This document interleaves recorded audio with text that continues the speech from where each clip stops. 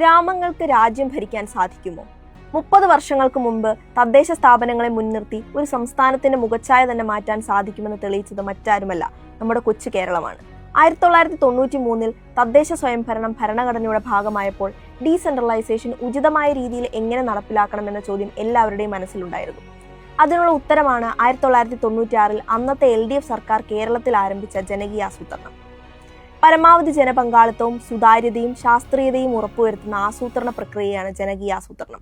ഇവയുടെ സാമ്പത്തിക ഭദ്രത എങ്ങനെ ഉറപ്പാക്കുമെന്ന ആശങ്ക അന്നുണ്ടായിരുന്നു. എന്നാൽ സംസ്ഥാനം കർമ്മ പദ്ധതികൾക്കായി മാറ്റിവെക്കുന്ന തുകയുടെ 1/3 താഴെ തട്ടിലേക്ക് കൊടുക്കാനുള്ള വിപ്ലവകരമായ തീരുമാനമെടുത്തത് മുൻ മുഖ്യമന്ത്രി EMSന്റെ അധ്യക്ഷതയിലുള്ള ഉന്നതാധികാര മാർഗനിർദ്ദേശക സമിതിയാണ്. കൂടുതൽ പണവും ഉദ്യോഗസ്ഥരെയും താഴേക്ക് വിന്യസിച്ചു. അന്നത്തെ സംസ്ഥാന ആസൂത്രണ ബോർഡ് അംഗം ഡോക്ടർ തോമസ് ഐസക് ഇതിൽ സുപ്രധാന പങ്കുവഹിച്ചു. അധികാരങ്ങൾ ലഭിച്ചതോടെ തദ്ദേശ സ്ഥാപനങ്ങൾ പ്രാദേശിക സർക്കാരുകളായി. ജനങ്ങളെ മുൻനിർത്തി ആസൂത്രണവും നിർവഹണവും സ്വയം നടത്തി. വാർഡുകളിൽ വോട്ടർമാർ ഒത്തുചേർന്ന് ആവശ്യങ്ങൾ ചർച്ച ചെയ്ത് നടപ്പിലാക്കി. കുടുംബശ്രീ അടക്കമുള്ള ജനകീയ പരിപാടികൾ വന്നു. തിരുവനന്തപുരം കോർപ്പറേഷനിലടക്കം ഗ്രീൻ പ്രോട്ടോകോൾ നടപ്പിലാക്കി. പഞ്ചായത്തുകളും ഹെൽത്ത് സെന്ററുകളും കൈകോർത്ത് ഗ്രാമങ്ങളിലെ ആരോഗ്യ വികസനം മികച്ചതാക്കി. അങ്കണവാടികൾ വഴി മാതൃശിശു സൗഹൃദ അന്തരീക്ഷം കേരളത്തിൽ വ്യാപിച്ചു.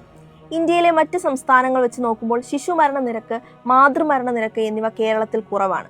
ആയുർദൈർഘ്യം കേരളത്തിൽ 77ഉം ഇന്ത്യയിൽ ശരാശരി 70ഉമാണ്. നിപ്പ, കോവിഡ് എന്നിവയുടെ വ്യാപനം തടയുന്നതിൽ ലോകത്തിന് തന്നെ മാതൃകയായി. ഗ്രാമീണ മേഖലയിലടക്കം സമ്പൂർണ്ണ സാക്ഷരതയും ഡിജിറ്റൽ സാക്ഷരതയും കൈവരിച്ചു. ജനങ്ങൾ ഭരണ സംവിധാനങ്ങളിൽ പങ്കാളികളായി. അതായത് പശ്ചാത്തല സൗകര്യം, പാർപ്പിടം, പൊതുജനാരോഗ്യം, വിദ്യാഭ്യാസം, സ്ത്രീ ശാക്തീകരണം, ദാരിദ്ര്യ നിർമ്മാർജ്ജനം തുടങ്ങിയ രംഗങ്ങളിലെല്ലാം കണ്ണഞ്ചിപ്പിക്കുന്ന നേട്ടങ്ങളാണ് കേരളത്തിന് നേടാൻ കഴിഞ്ഞത്. 30 വർഷത്തിനിപ്പുറം ഇന്ന് തിരിഞ്ഞു നോക്കുമ്പോൾ ജനകീയാസൂത്രണം പോലെ ലോകത്തിന് തന്നെ മാതൃകയായ ഒരു പദ്ധതി ഒരുക്കിയ കേരള സമൂഹമായി നമുക്ക് അഭിമാനിക്കാം.